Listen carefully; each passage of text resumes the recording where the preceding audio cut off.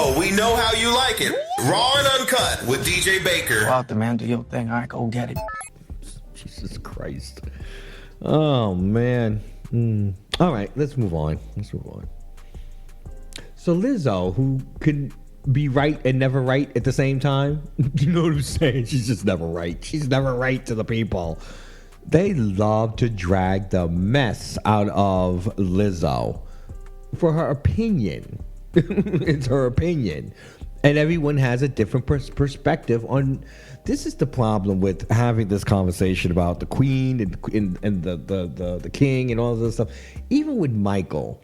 Now I know we all call him the king of pop, but to be honest with you, that was back in the 80s. You know, there's got to be another king of pop now today, or another king of pop for another generation.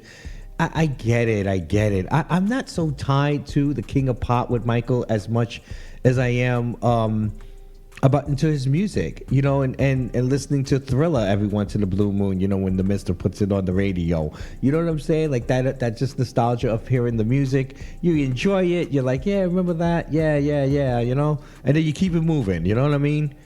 I'm not out here stumping for him. He doesn't need another Walk of Fame. He doesn't need another statue. He doesn't need anything else. He's fine. Leave it alone. This is his legacy. It has some asterisks next to it. You got to just keep moving. We got to keep going. Other than to look back at his mistakes and things that he may have done that should be called out. Other than that, just keep going. You know, the problem is you keep going with these labels. This is where I get the no label people. They're like, I don't like labels. I know, I get it. Specifically when these labels are so concrete. The queen of pop. Can you pull up what she said exactly, please? Because she said what she said, and I don't see the big problem with it. You know, except that it sounded disrespectful because you're calling someone an impersonator. But I understood what she's talking about. So hold up, there we go. So Lizzo, who is promoting her new single "Still Bad" and "Love Is Real Life," recently appeared on the Sibling Rivalry podcast to clarify her comments regarding Madonna versus Janet debate. She said, I have to really clear up some shit. She said, because people come for me on the internet. Okay, girl, it's the internet. It's the place of conversation.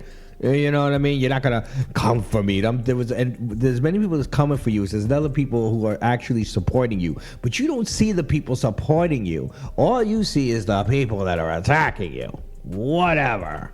Anyway, this is why I say she's right, but not. She just can't be right. She didn't get it.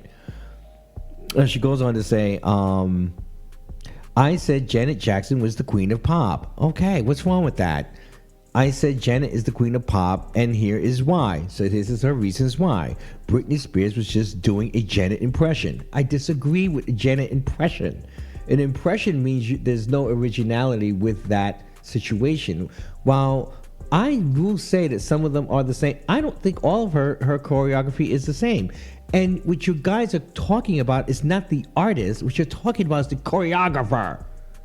So if they shared a choreographer, or choreographers share a certain sound or a certain, a certain look with their choreography, then that's what you're talking about. You're having this conversation about Janet, like Janet personally sat in here and said, this is what we're going to do. 2, 4, 5, boom, bam, strike. No, there was a choreographer that was also there, just like with Michael. When he did Thriller, there was a choreographer. There's a choreographer on every single music video.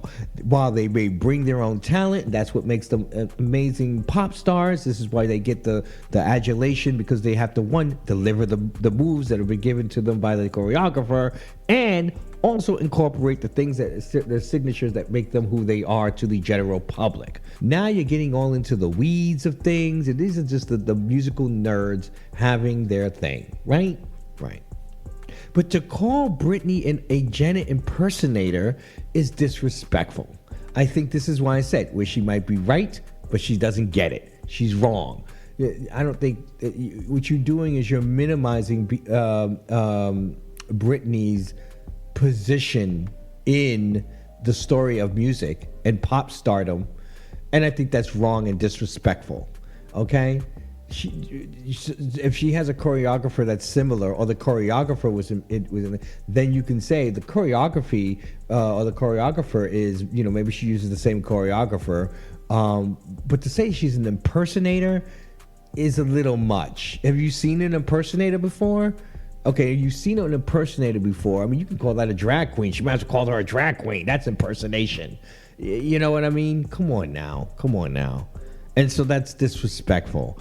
I think Lizzo needs to be called out as just downright disrespectful. And sometimes I think that she gets herself into these things to distract from the other things. I think sometimes she is a mean girl. And I think that was exposed in this case. It was exposed that she was a mean girl.